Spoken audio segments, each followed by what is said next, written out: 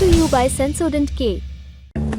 बस पैक नहीं है। SLS पैराफिन और दूध का करंट भी कौन? तो लाइफ का करंट ऑन? कुछ भी। तो ट्राई करके देख ले। Sensodent K toothpaste for sensitive teeth. आज मेरी बच्ची इस घर से कैसी छात्रा थी वो चली गई। आप लोग तो फिगर में उसका चेहरा देख रहे हैं, हम लोग कैसे भूल सकते हैं। बहुत मुँह लग रही है, सबको बहुत याद आ रही है। जहाँ इलीगल बिल्डिंग बनती है वहाँ बुलडोजर चलता है। क्या ये सरकार बुलडोजर चलाएगी कि नहीं चलाएगी? एमसीडी में 15 वर्षों से सत्ता पक्ष भारतीय जनता पार्टी का शासन था। क्या किया आपने उस समय? इसी दौर में सैकड़ों करोड़ का शीश महल बन के तैयार हो गया, मगर सीवर की सफाई नहीं हो पाई। मेन मुद्दा आज युवाओं का एग्जाम पेपर लीक है। बहुत दुख से मुझे कहना पड़ता है कि दिल्ली सरकार की लापरवाही, यहाँ तक कि आपराधिक लापरवाही के कारण इन बच्चों ने अपनी जान गंवा दी।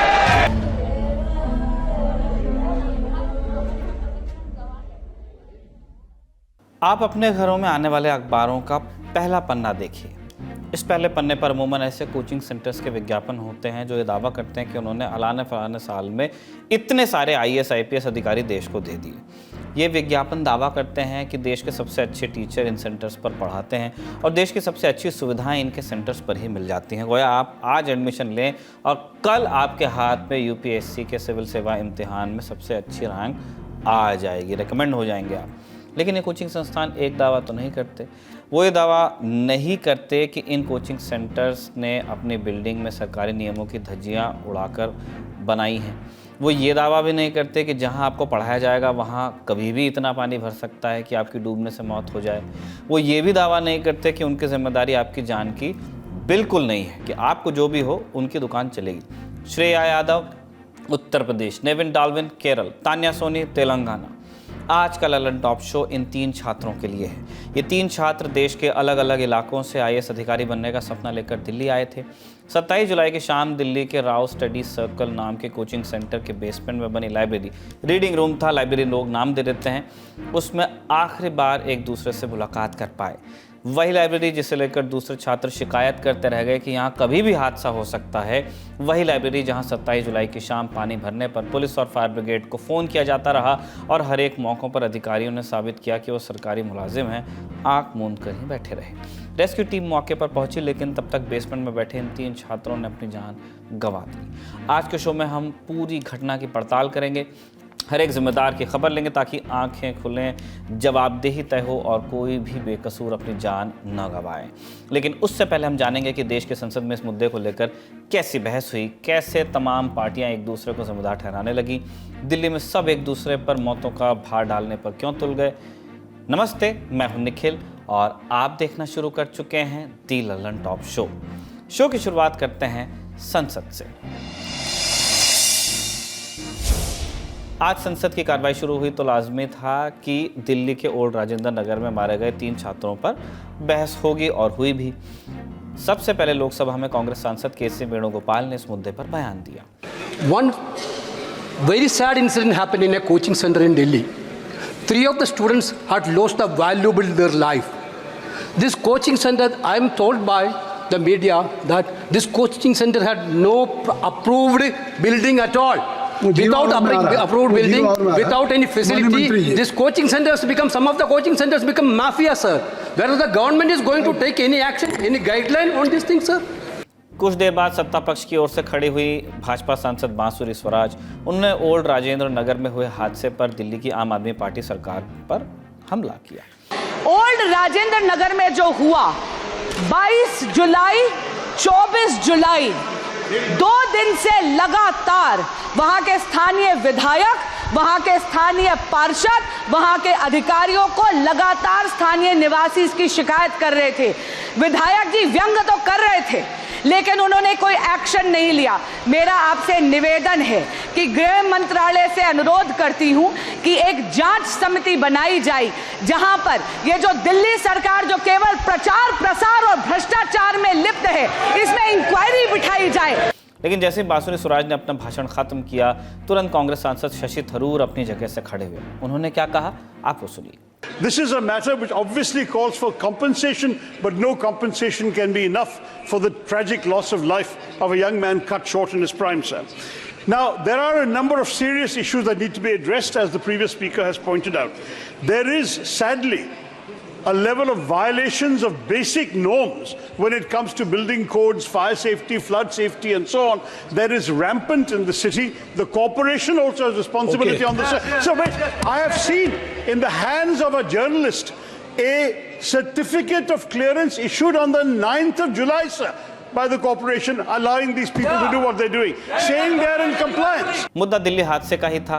बहस और तीखी हो गई जब निर्दलीय सांसद पप्पू यादव ने हमले किए और सपा सांसद अखिलेश यादव ने दिल्ली सरकार में काम करने वाले अधिकारियों पर सवाल उठा दिए। मेरा आग्रह इसमें दो है। मैं ना बीजेपी और आम आदमी पार्टी की आलोचना में पूरे देश के बच्ची जो 60% बिहार के एसएससी यूपीएससी करने आते हैं या बाहर कोटा, लगातार हमारे कोचिंग अध्यक्ष महोदय, लगातार कोचिंग का मानक गाइडलाइन गवर्नमेंट के द्वारा नहीं होना, सुरक्षा की व्यवस्था नहीं होना, और एक घटना नहीं अध्यक्ष महोदय, एक मिनट, एक घटना, एक बार घटना नहीं घटी है, बार बार ये चर्चा आपके माध्यम से उठता है। जो घटना हुई है दर्दनाक घटना है। यूपीएससी के स्टूडेंट जो तैयारी कर रहे थे, आखिरकार प्लानिंग और एनओसी देने की जिम्मेदारी तो सभी अधिकारियों की है। अध्यक्ष महोदय, जिम्मेदार कौन है, उनके खिलाफ कार्रवाई क्या हो रही है, नंबर एक। दूसरा, ये केवल एक विषय नहीं है इलीगल बिल्डिंग। हम तो यूपी से अध्यक्ष जी देख रहे हैं, जहां इलीगल बिल्डिंग बनती है वहां बुलडोजर चलता है। क्या ये सरकार बुलडोजर चलाएगी कि नहीं चलाएगी? लेकिन जब अखिलेश यादव बुलडोजर को लेकर संसद के अंदर बयान दे रहे थे, उसी समय ओल्ड राजेंद्र नगर से तस्वीरें सामने आ रही थी। लेकिन ये बुलडोजर भवनों पर नहीं चल रहे थे, चलेंगे भी कैसे, जैक वाले भवन हैं। ये चल रहे थे नालों और नालियों पर बने उन अतिक्रमणों पर जिनकी वजह से बहाव ब्लॉक होना बताया गया। अब आइए राज्यसभा चलते हैं, जहां दिल्ली हादसे पर जोरदार बहस हुई। शुरुआत हुई जब कुछ भाजपा सांसदों ने राज्यसभा की नियम संख्या 267 के तहत सभापति को बहस के लिए नोटिस दे दिया। क्या है नियम 267? राज्यसभा की नियम पुस्तिका के नियम 267 के मुताबिक कोई भी सदस्य दिन भर के सूचीबद्ध एजेंडे को रोकते हुए सार्वजनिक महत्व के जरूरी मुद्दों पर चर्चा के लिए नोटिस प्रस्तुत कर सकता है। इस नियम का महत्व इसलिए ज़्यादा है क्योंकि जब सभापति इस नियम के तहत किसी मुद्दे पर बहस को अनुमति देते हैं तो राज्यसभा के बाकी एजेंडे को स्थगित कर दिया जाता है। सिर्फ उस मुद्दे पर ही बहस चलती है जिसके लिए 267 दिया गया था, उसका नोटिस। जब ये नोटिस मिला तो सभापति जगदीप धनखड़ ने कहा कि इस मुद्दे पर बात होगी, लेकिन बातचीत की अनुमति देते हुए उन्होंने कुछ मौजूद बातें भी कही। I further find that coaching has become virtually commerce. Every time we read a newspaper, front 1 or 2 pages are by way of advertisements. Dhankhar के इस फैसले पर तृणमूल सांसद डेरेक ओब्रायन ने काउंटर किया। कहा कि सदन ने इतनी तत्परता क्या तब भी दिखाई थी जब रेल दुर्घटनाओं, मणिपुर हिंसा और नीट के विवाद पर बहस होनी थी, उसके लिए नोटिस दिया गया। By conveying our deepest condolences to the parents of the 3 families who have had this irreparable loss. These were children, boys and who were not driving fancy cars in Pune, nor were they running around driving their papa's rich cars. These were boys who were looking brightest of the brightest. And this is happening all over, and we convey our condolences. और कुछ देर बाद राज्यसभा में भाजपा सांसद सुधांशु त्रिवेदी नमूदार हुए। उन्होंने दिल्ली हादसे पर दिल्ली सरकार को घेरा और ये कहा, 26 जून से लेके और 22 जुलाई के बीच की घटना है, परंतु इसी बीच में इसी बिल्डिंग को 9 जुलाई को फायर डिपार्टमेंट एनओसी दे देता है। यानी ये कार्रवाई चल रही है। वो एनओसी की कॉपी भी मैं आपके समक्ष रख सकता हूं, और एनओसी में बेसमेंट को स्टोरेज के लिए दिखाया गया है। अब यदि वो फायर डिपार्टमेंट ने एनओसी दी है और स्टोरेज के लिए दिया है तो क्या बगैर इंस्पेक्शन के किया? क्योंकि 26 जून को शिकायत चल रही है और 9 जुलाई को एक दूसरा विभाग स्टोरेज के लिए दे रहा है, तो या तो बगैर देखे हुए दिया गया है या फिर बहुत देख समझकर किसी अन्य अपरिहार्य कारणों के माध्यम से लिया गया है। चूंकि हमला दिल्ली सरकार पर था, इसलिए आम आदमी पार्टी के सांसद संजय सिंह ने जवाब दिया। सुनिए। ये कोचिंग क्लासेस और लाइब्रेरी 20-20, 25-25 साल से चल रहे हैं, और उस समय एमसीडी में 15 वर्षों से सत्ता पक्ष भारतीय जनता पार्टी का शासन था। क्या किया आपने उस समय? आपको दिल्ली के हर काम में रोड़ा लगाना है, रोकना है, और उसके लिए आपने भारत के इतिहास में पहली बार हुआ मान्यवर 5 जजों ने सुप्रीम कोर्ट के ये कहा कि दिल्ली के अधिकारियों की ट्रांसफर का, पोस्टिंग का अधिकार दिल्ली की चुनी हुई सरकार को मिलना चाहिए। आपने वो अधिकार हमसे छीन लिया मान्यवर। राष्ट्रीय जनता दल के सांसद मनोज झा ने भी इस मुद्दे पर अपनी बात रखी, लेकिन इस टेक के साथ कि उनकी बातों को पार्टी लाइन से अलग देखा जाए। सर, कोचिंग इंस्टीट्यूट बहुत पावरफुल हो गए हैं। अब तो ये कहते हैं कि हम कोई भी दुनिया का एग्जाम, देश का कोई भी एग्जाम रीक कर सकते हैं। सर, इनकी भूमिका मंत्री चयन में, सांसदों को चुनने में भी हो गई है। ये जो political economy of coaching institute है, ये जड़ में है सर, और ये आपके अर्बन प्लानिंग को, अर्बन डेवलपमेंट को, सबको रीक कर सकता है, और इसलिए फल फूल रहा है। मौत हुई, हम आज चर्चा कर रहे हैं। हादसों के देश में तब्दील हो गए हैं सर हम लोग। एक बाबा भीड़ लगाता है, हादसे में लोग मर जाते हैं, हम श्रद्धांजलि देते हैं, आगे बढ़ जाते हैं। अपराध की घटना में महीनों का फहरिस्त देख लीजिए, बिहार का ही हादसे होते हैं, फिर आगे बढ़ जाते हैं। बता दें कि बजट पर होने वाली बहसों को किनारे करे बातें हो रही थी। कुछ ही देर बाद लोकसभा में नेता प्रतिपक्ष राहुल गांधी बोलने खड़े हुए। उन्होंने बजट पर सरकार को घेरने की कोशिश की और कहा कि मौजूदा बजट एक चक्रव्यूह की तरह है। मेन मुद्दा आज युवाओं का एग्जाम पेपर लीक है।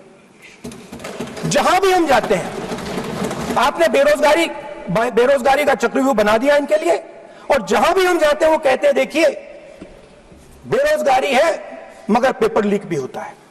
तो आपने एक साइड पेपर लीक चक्रव्यूह, दूसरी साइड बेरोजगारी चक्रव्यूह।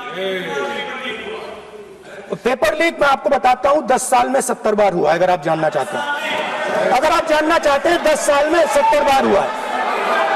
पेपर लीक के बारे में फाइनेंस मिनिस्टर ने बजट में एक शब्द नहीं कहा है। फिर राहुल गांधी ने जब उद्योगपति मुकेश अंबानी और गौतम अडानी का नाम लिया तो स्पीकर ओम बिरला ने आपत्ति दर्ज कराई। फिर अपनी जगह पर खड़े हुए संसदीय कार्य मंत्री किरेन रिजिजू, दोनों ने ही राहुल गांधी को नसीहत दी कि वो नेता प्रतिपक्ष हैं, कम से कम नियम तो पढ़ें। आप चाहते हो कि नाम ना ले तो कोई और सिस्टम दे दीजिए हमें। आपको संसदीय कार्य मंत्री जी प्लीज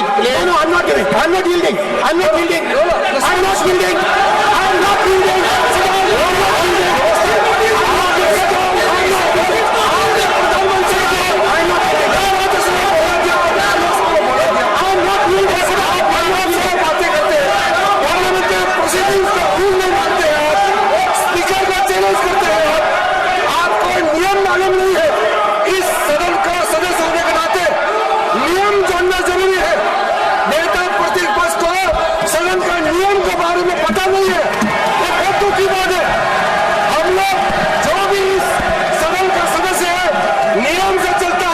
लोकसभा स्पीकर को चैलेंज करके आज सदन के नेता प्रतिपक्ष ने इस गरिमा को गिराया है। इसके बाद 2 और मौकों पर राहुल गांधी और स्पीकर के बीच बहस हुई। पहली बहस तब जब राहुल गांधी ने बजट के पहले होने वाली हलवा सेरेमनी की तस्वीरें दिखाई तो ओम बिरला ने चेतावनी दी और वित्त मंत्री निर्मला सीतारमण ने अपना चेहरा हाथों से ढक लिया। ये देखिए सर, एक फोटो देखिए। एक मिनट सर, फोटो से शिव जी के फोटो से डरते हैं सर, इस फोटो से डरते हैं। अभी पोस्टर नहीं आने दूंगा, गलत तरीका है ये, नहीं आने देंगे, पोस्टर नहीं लगाने देंगे सदन में सर। फोटो गलत तरीका है सर।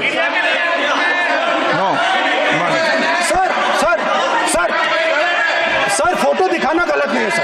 आपकी परमिशन लेके परमिशन नहीं है आपकी। सर मैं ये फोटो दिखाना चाह रहा हूँ, नियम के तहत मैं समझाना चाह रहा हूँ। नियम के तहत परमिशन नहीं है माननीय। अच्छा सर, मैं ये फोटो समझाना चाह रहा हूँ सर। इसमें ये जो बजट का जो हलवा है सर, ये बट रहा है, और इस फोटो में सर मुझे एक ओबीसी अफसर नहीं दिख रहा, एक आदिवासी अफसर नहीं दिख रहा, एक दलित अफसर नहीं दिख रहा मुझे।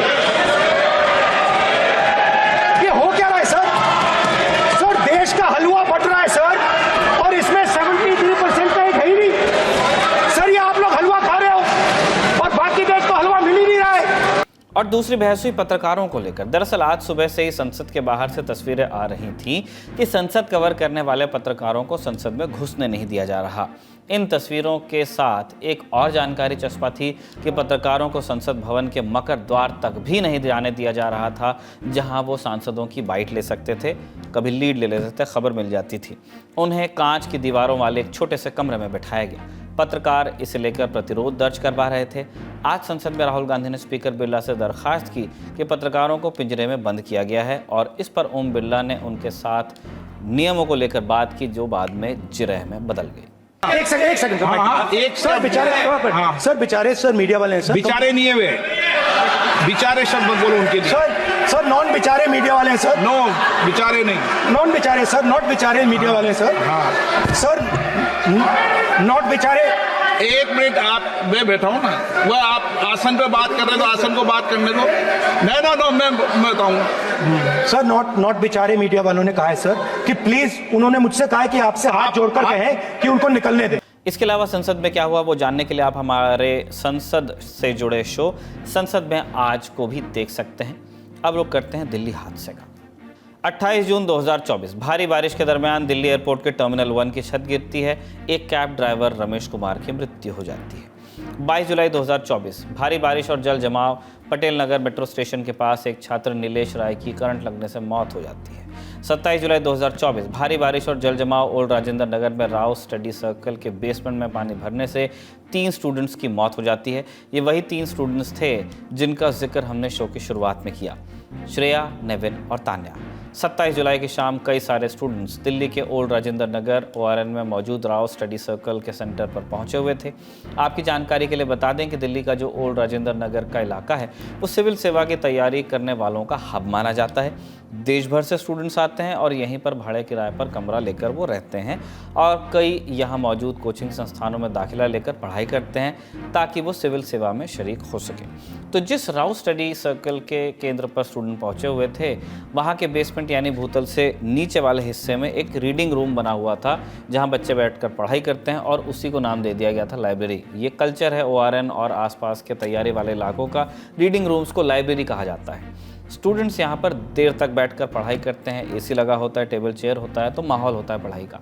27 जुलाई की शाम को भी यही हो रहा था। बाहर बारिश के बाद पानी जमा हुआ था और वो पानी ठहरा हुआ था। शाम 6:30 बजे के आसपास इस बेसमेंट की लाइब्रेरी में तेजी से पानी भरने लगा। छात्र बाहर निकलने की कोशिश करने लगे। पुलिस को, फायर ब्रिगेड को फ़ोन करने लगे, पर कोई जवाब नहीं मिला। शाम 7:30 बजे के आसपास दिल्ली पुलिस और फायर ब्रिगेड की टीम पहुंची। बेसमेंट से पंप की मदद से पानी निकालने की कोशिश की गई।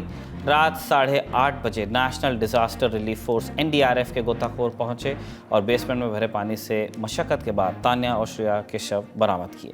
पंप की मदद से जब और पानी को हटाया गया तो रेस्क्यू टीम को नेविन का शव भी दिखाई दिया।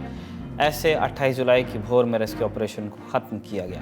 जब स्टूडेंट्स की मृत्यु की सूचना घर वालों तक पहुंची तो घर वाले भागे भागे दिल्ली आए। उन्होंने कभी पैसे जुटाकर इन्हें दिल्ली की कोचिंग्स में दाखिला दिलाया था, आज अस्पताल में अपने बच्चों की डेड बॉडी रिसीव कर रहे थे। उसके एक दिन पहले, देखिए उनकी माँ हैं और वो बोल भी नहीं पा रही हैं। उसके एक दिन पहले बात हुई थी, शाम को 9 बजे। क्या बोली थी वो आपसे? क्या बोली थी? हाल चाल पूछ रही है। माँ मुझे बहुत मोह लग रही है, बहुत मोह लग रही है, सबको बहुत याद आ रही है।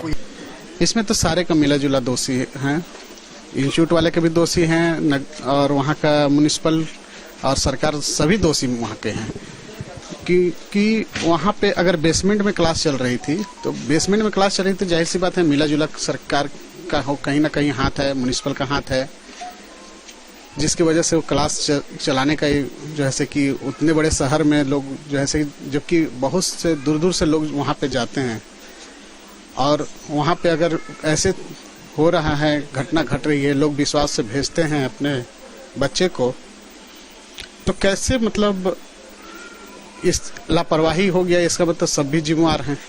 ये घटना कैसे हुई, इसके 2 वीडियोस भी सामने आए हैं। पहला वीडियो उसी कोचिंग की ऊपरी मंजिल से खींचा गया था, स्टेयरकेस से। इस वीडियो में साफ दिख रहा था कि कैसे कोचिंग के अंदर तेज बहाव के साथ पानी भर रहा था।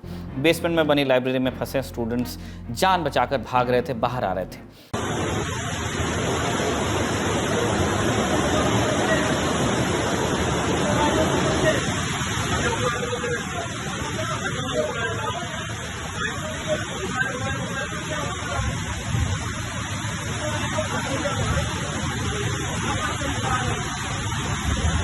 फिर दूसरा वीडियो आया 29 जुलाई के दिन। ये वीडियो इस कोचिंग संस्थान के सामने की सड़क की दूसरी ओर से बनाया गया।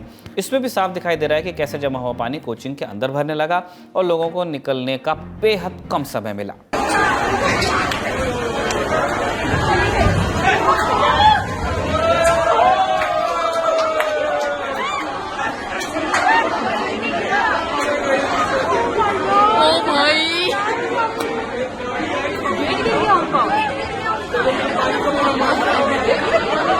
फिर इसके बाद प्रदर्शन के दृश्य सामने आए।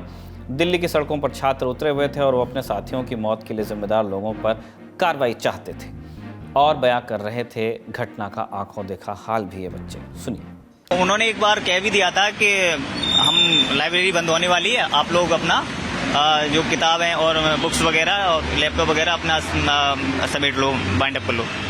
तो हम लोग वो करने ही वाले थे, वैसे ही वो एक पर्सन जो गार्डमैन थे वो आए और एकदम चिल्लाने, जल्दी से बाहर निकलो पानी आने वाला है। तो एक्चुअली हमारे एक साइड से इस साइड से एंट्री है गेट के, एक साइड से इस साइड से, बैक साइड से जो एंट्री है।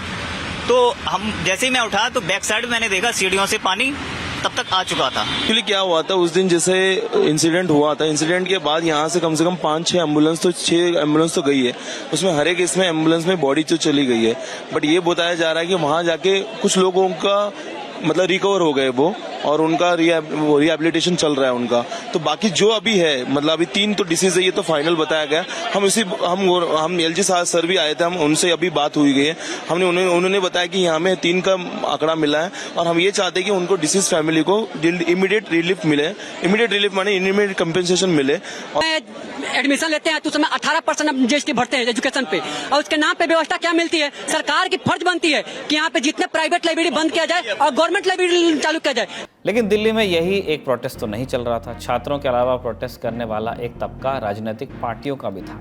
भाजपा, अखिल भारतीय विद्यार्थी परिषद, Congress, national students union of India और आम आदमी पार्टी सब के सब प्रोटेस्ट कर रहे थे और पुलिस इन्हें रोक भी रही थी।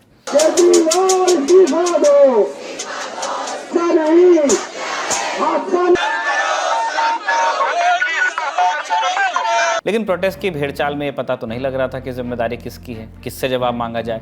ये 3 मौतें किसकी असफलता थे, क्योंकि सब एक दूसरे पर इल्ज़ाम लगा रहे थे और इन परिस्थितियों में शुरू हुआ एक्शन। 28 जुलाई की सुबह इस केस में search and rescue operation complete हुआ, जैसा हमने बताया, और दिल्ली पुलिस ने एक क्रिमिनल केस रजिस्टर किया। सबसे पहले municipal corporation of Delhi MCD action में आई और उसने दिल्ली के 14 कोचिंग केंद्रों को सील कर दिया। इल्ज़ाम लगाया कि इन सभी के बेसमेंट में अवैध रूप से लाइब्रेरी चल रही थी। कौन कौन थे ये? Drishti IAS Gurukul, Chahal academy, Plutus academy, Sai trading, IAS सेतु, toppers academy, Dainik Samvad, civils daily IAS, career power, 99 notes, Vidya Guru, guidance IAS, easy for IAS। साथ ही इस मामले की जांच के लिए एक हाई लेवल कमेटी का गठन भी कर दिया गया। सुनिए अधिकारियों को। हमने FIR भी इसमें रजिस्टर कर लिया है। ये FIR राजेंद्र नगर थाने में दर्ज किया गया है अंडर सेक्शन 105, 1061, 115(2), 290 एंड 35 BNS। ये FIR वो कोचिंग सेंटर, बिल्डिंग के मैनेजमेंट, वहाँ पे ड्रेनेज सिस्टम को जो देखभाल करते हैं उनका, और ऐसे लोग जिनका रोल इन्वेस्टिगेशन में आएगा उन सबके खिलाफ। कल ही MCD ने अपना एक्शन शुरू किया और राजेंद्र नगर में एक सीलिंग ड्राइव चलाई, जिसमें 13 कोचिंग इंस्टीट्यूट को सील कर दिया। आज भी राजेंद्र नगर में सीलिंग ड्राइव हुई, जहां 6 कोचिंग इंस्टीट्यूट्स को सील किया गया, साथ ही एनक्रोचमेंट ड्राइव हुई। आज मुखर्जी नगर इलाके में भी सीलिंग ड्राइव हुई, और साथ ही जो परसों की जो घटना हुई राजेंद्र नगर में, उसके जिम्मेदार ऑफिसर्स JE को टर्मिनेट किया और असिस्टेंट इंजीनियर को सस्पेंड कर दिया। इसके अलावा इस मामले में कुल 7 लोगों को अरेस्ट भी किया गया है। इस अरेस्ट में उस बिल्डिंग के मालिक के रिश्तेदार, राव स्टडी सर्कल के CEO अभिषेक गुप्ता और गुरखा SUV के ड्राइवर का भी नाम शामिल है।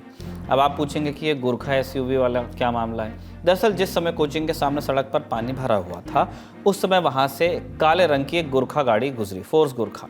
पुलिस का मानना है कि इस गाड़ी के गुजरने की वजह से जमे हुए पानी में हिलोर उठी और हिलोरों के झटके से बेसमेंट के मुंह पर लगा लोहे का गेट टूट गया और ठीक इसके बाद पानी तेजी से बेसमेंट में भरने लगा। इसके अलावा MCD इंजीनियर्स के खिलाफ कार्रवाई की खबरें भी सामने आई। एक जूनियर इंजीनियर को बर्खास्त और एक असिस्टेंट इंजीनियर को सस्पेंड किया गया है। वहीं दिल्ली पुलिस ने भी इस घटना के बाबत एमसीडी को नोटिस जारी किया है। इस मामले में राजनीतिक ब्लेम गेम भी चल ही रहा है। आप जानते हैं संसद में जो हुआ वो हमने बता दिया। आम आदमी पार्टी के नेता और मंत्रियों ने पत्रकार वार्ता करके ठीकरा अधिकारियों पर फोड़ दिया। इल्जाम लगाया कि दिल्ली के चीफ सेक्रेटरी को महीनों से कहा जा रहा था, लेकिन उन्होंने काम ही नहीं किया। कहने का मतलब ये है, मुख्य सचिव मुझे अंग्रेजी में ये समझा रहे हैं कि क्योंकि ऑनरेबल हाई कोर्ट मॉनसून की तैयारियों को देख रहा है और हमने ऑनरेबल हाई कोर्ट की हियरिंग 2 बार अटेंड कर ली है और ऑनरेबल हाई कोर्ट को हमने प्रेजेंटेशन दे दी है, तो हम जो है वो गंगा नहा गए, हम किसी की जवाबदेही नहीं है हमारी। तो मैं ऑनरेबल हाई कोर्ट को कहूंगा इनके ऊपर तो कंटेम्प्ट प्रोसीडिंग होनी चाहिए। इन्होंने तो हाई कोर्ट तक को धोखा दिया।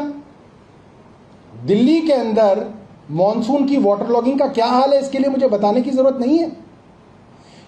यानी सौरभ भारद्वाज सीधे सीधे केंद्र सरकार और दिल्ली के उपराज्यपाल पर ठीकरा फोड़ रहे थे, क्योंकि आप जानते ही हैं कि मई 2023 में सुप्रीम कोर्ट ने अपने निर्णय में कानून बनाने और नौकरशाहों की नियुक्ति ट्रांसफर का अधिकार दिल्ली सरकार को दिया।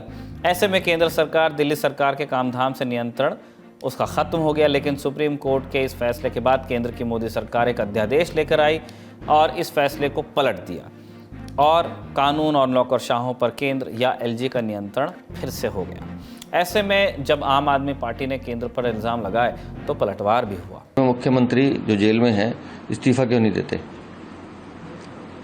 और जो उनके बाकी मंत्री हैं वो काम क्यों नहीं करते? एक उदाहरण देता हूँ। चीफ सेक्रेटरी ने ड्रेनेज मैनेजमेंट के लिए, मास्टर ड्रेनेज प्लान के लिए और पूरी डिस्टिलेटिंग फाइल्स के लिए मिनिस्टर इंचार्ज सौरभ भारद्वाज को 21 अगस्त 2023 को एक प्रपोजल बना के भेजा। 21 अगस्त 2023 कि जी इन पे काम करने की ज़रूरत है। 5 महीने तक सौरभ भारद्वाज वो फाइल दबा के बैठे रहे। अब बात करते हैं कारणों की और इसकी शुरुआत करते हैं कागज़ से जो सोशल मीडिया पर वायरल। दरअसल दावा किया जा रहा है कि जिस बेसमेंट में 3 छात्रों की मौत हुई उस बेसमेंट के खिलाफ पहले से शिकायत की गई थी। यूपीएससी की तैयारी कर रहे छात्र किशोर सिंह कुशवाहा ने 26 जून 2024 को केंद्र और दिल्ली सरकार को पब्लिक ग्रीवांस पोर्टल के जरिए मामले की शिकायत भेजी थी। उन्होंने अपनी शिकायत में कहा था कि राउस के बेसमेंट में बिना एनओसी या नो ऑब्जेक्शन सर्टिफिकेट के क्लास चलाई जा रही है। बेसमेंट में छात्रों को बिठाकर टेस्ट भी ले जाते हैं। इस शिकायत में किशोर ने किसी बड़ी दुर्घटना की संभावना जता दी थी। किशोर ने बताया कि उन्होंने सिर्फ शिकायत ही नहीं की बल्कि 15 जुलाई 2024 और फिर 22 जुलाई 2024 को अपनी शिकायत का रिमाइंडर भी पोर्टल पर भेजा। इसमें उन्होंने बताया कि ये एक बहुत ज़रूरी मुद्दा है और इस पर तुरंत कार्रवाई की आवश्यकता है। स्पेशली मैंने राव आईएएस की बेसमेंट की कंप्लेंट की थी क्योंकि उसमें दुर्घटना होने की संभावना लग रही थी। इसका प्रति सरकार के पोर्टल पर उपलब्ध है तथा इस प्रकार की आगे दुर्घटनाओं को रोका जा सके, इसमें पूर्णतः जिम्मेदारी प्रशासन की है। अब नाली का बहाव, सीवेज का बहाव, जल जमाव जैसी चीज़ें सुचारू रूप से चलती रहें, इसके लिए नगर को योजनाबद्ध तरीके से बनाया बसाया जाता है। इसे अर्बन प्लानिंग कहते हैं और यही है समस्या की मूल जड़। कोचिंग संस्थानों, बेसमेंट के मालिकों, गाड़ी चलाने वालों पर सवाल तब किया जा सकता है जब सरकारों और अधिकारियों ने ठीक से अर्बन प्लानिंग की भी हो। और खबरों के मुताबिक अभी की दिल्ली जिस अर्बन प्लान पर बसी है उससे सुनिएगा 1976 में बनाया गया था और इस प्लान के हिसाब से दिल्ली में बनी नालियाँ 50 मिलीमीटर की बारिशें सहन कर पाती हैं। अब एक बात समझिए, साल 1976 में दिल्ली की आबादी 60 लाख के आसपास थी। उस हिसाब से ही घर और ड्रेनेज सिस्टम बनाए गए। थोड़ा प्रोजेक्शन भी था कि आगे इतना बढ़ेगा, उस हिसाब से इतना लगेगा। नालों और नालियों का बहाव इस तरह तय हो गया। लेकिन समय बीता और साल 2024 में दिल्ली की आबादी का अनुमान 3 करोड़ के ऊपर है। एग्जैक्ट नहीं बता सकते क्योंकि सेंसस हुआ नहीं है। ऐसे में साल 1976 के प्लान के हिसाब से बनी दिल्ली बारिश और जनसंख्या घनत्व के दबाव में टिक नहीं पा रही है। अब दिल्ली की अर्बन प्लानिंग के आंकड़ों को भी देखते हैं। दिल्ली में कुल 201 नेचुरल ड्रेन्स हैं, यानी कुदरती रास्ता जो पानी के जाने का है। नजफगढ़ बेसिन में 123, बारापुला में 44, ट्रांस यमुना बेसिन में 34 ड्रेन्स हैं। इसके अलावा दिल्ली 3 ड्रेनेज बेसिन्स में बांटा गया जिनके नाम हमने बताए ही, trans Yamuna drainage basin, Barapullah drainage basin और नजफगढ़ ड्रेनेज बेसिन। ये पूरा तंत्र कैसे काम करता है इस पर हमने एक्सपर्ट से बात की। दिल्ली की स्थिति के 2 मुख्य कारण हैं। अगर हम ऑप्टिमिस्टिक या आशावादी सिनेरियो को देखते हुए भी बोले तो हम मान सकते हैं कि पिछले 4 दशकों में हमारी जल निकासी व्यवस्था उतनी ही रही है, ड्रेनेज कैपेसिटी कांस्टेंट रही है। उन्हीं 40 सालों में अगर हम देखें हमारा जो विकास है कई गुना बढ़ चुका है। इसका मतलब ये है कि जैसे जैसे हमारा शहर बढ़ता जा रहा है, हमारी जो परमेबल सर्फेस है, यानी कि जो पारगम्य सर्फेसेस हैं, लगातार घटती जा रही हैं। जो भी बारिश आती है वो तेजी से बह जाती है। पानी को धीमा करने का या सोखने के लिए कोई सुझाव अमल नहीं किए गए। ये तो पहला कारण है, परमेबल सर्फेसेस कम हो गए और पानी तेजी से बह रहा है। दूसरा कारण जो हमें देखना है वो क्लाइमेट चेंज के कॉन्टेक्स्ट में देखना है। बारिश का पैटर्न तेजी से बदल रहा है। हमारे यहाँ अनप्रेसिडेंटेड वर्षा की घटनाएं बढ़ती जा रही हैं और ये अनिर्धारित रूप से हो रहा है। अगर आप 1 जुलाई का केस भी देखें, दिल्ली में 24 घंटों में 9 इंच बारिश हुई, जो 88 साल से सबसे ज्यादा थी और मंथली एवरेज से भी ज्यादा थी। एक ही दिन में हो गया था वो। अगर आप ये दोनों कारणों को एक साथ देखें तो हमारी बाढ़ की समस्या का ये जोड़ है। मेन रीजन है ये कि अनप्रेसिडेंटेड रेनफॉल और अधिक तीव्रता वाली बारिश और बहुत ही कम परमेबल सर्फेसेस जिसमें हमारी पानी को सोखा जा सके। ड्रेनेज सिस्टम तो हमारे सेम रहेंगे, उनको बढ़ाया भी जा सकता है, बट ये 2 मेन कारण हैं ऐसे स्थितियों का सॉर्ट ऑफ तीव्रता से बढ़ते जाने का। ऐसा नहीं कि दिल्ली की अर्बन प्लानिंग और ड्रेन सिस्टम को सुधारने का प्रयास नहीं हुआ। दिल्ली के जनसंख्या दबाव को देखते हुए साल 2011 में दिल्ली सरकार और IIT दिल्ली ने जल जमाव की समस्या को दूर करने के लिए एक मास्टर प्लान बनाने पर संधि की। जुलाई 2018 वर्षों के अध्ययन के बाद IIT दिल्ली ने अपनी रिपोर्ट दिल्ली सरकार को सबमिट कर दी। इस रिपोर्ट में कहा गया कि तीनों ड्रेनेज बेसिन की ढाल ठीक नहीं है क्योंकि कई सारे सीवेज नाले ठीक नहीं हैं। अगस्त 2018 में मुख्यमंत्री अरविंद केजरीवाल की सरकार ने भी सभी सरकारी विभागों को IIT वाला मास्टर प्लान लागू करने के लिए कहा। IIT दिल्ली के प्लान के रिव्यू के लिए एक टेक्निकल एक्सपर्ट कमेटी साल 2011 में बन गई। इस कमेटी ने पहली मीटिंग 2019 में की थी। 11 में कमेटी बनी, 19 में मीटिंग। अगस्त 2021 में एक्सपर्ट कमेटी ने दिल्ली सरकार को सुझाव दिए कि मास्टर प्लान को इस्तेमाल न करें। अगस्त 2021 में आ जाइए, CM केजरीवाल ने कहा कि सारा काम ड्रेनेज के मास्टर प्लान के हिसाब से ही हो रहा है और दिल्ली को जल जमाव से मुक्ति मिल जाएगी। नवंबर 2021 दिल्ली सरकार ने मास्टर प्लान पर कुछ और विशेषज्ञों की राय जानने की पेशकश की और इसके बाद क्या हुआ किसी को कुछ पता नहीं। न नेताओं के पास जवाब है, न अधिकारियों के पास। कोई जवाब आता है तो वो आप तक ललन टॉप ज़रूर पहुंचा देगा, लेकिन ज़रूरत है जानने की कि दिल्ली को इस समस्या से निजात कैसे मिलेगी। इसका जवाब अब विशेषज्ञों से आप सुनिए। तो सबसे पहले मैं कहना चाहूंगी कि एक क्लाइमेट रिस्क को हमें हमेशा दूसरे रिस्क के संदर्भ में देखना चाहिए। अगर हम एक तरफ शहरी बाढ़ को देखें तो साथ ही साथ हमें हीट आइलैंड इफेक्ट या बढ़ती गर्मी और घटते भूजल के संदर्भ को देखना बहुत जरूरी है। डिप्लीटिंग ग्राउंड वाटर और urban heat island effect. Monsoon के टाइम में जितने जल्दी हम पानी को निकाल सकते हैं हमारी वो कोशिश रहती है, लेकिन गर्मियों के दिनों में हमें वही पानी की जरूरत पड़ती है। तो हम कोई भी अपनी स्ट्रैटेजी एक क्लाइमेट रिस्क को देख के नहीं बना सकते।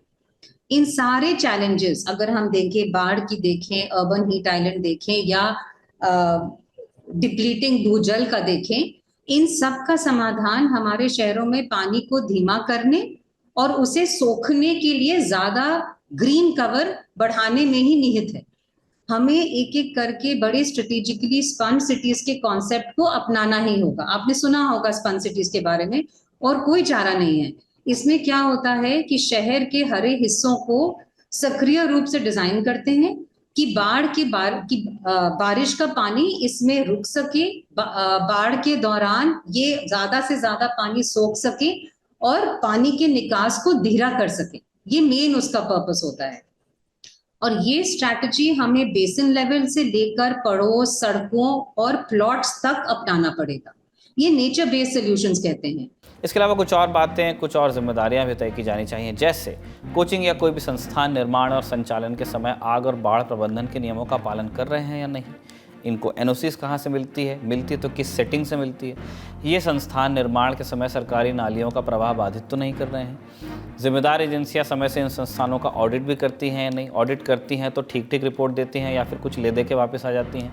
ऑडिट में असंगतियां मिलने पर कार्रवाई क्या होती है। और फिर सभी ये सुनिश्चित करें कि और जान माल का नुकसान इस देश को न देखना पड़े। उम्मीद है कि हमारे सिस्टम को थोड़ी सीख मिलेगी। आज के ललन टॉप शो में इतना ही। अपना और अपनों का ख्याल रखिएगा। शुक्रिया। शुभ रात्रि।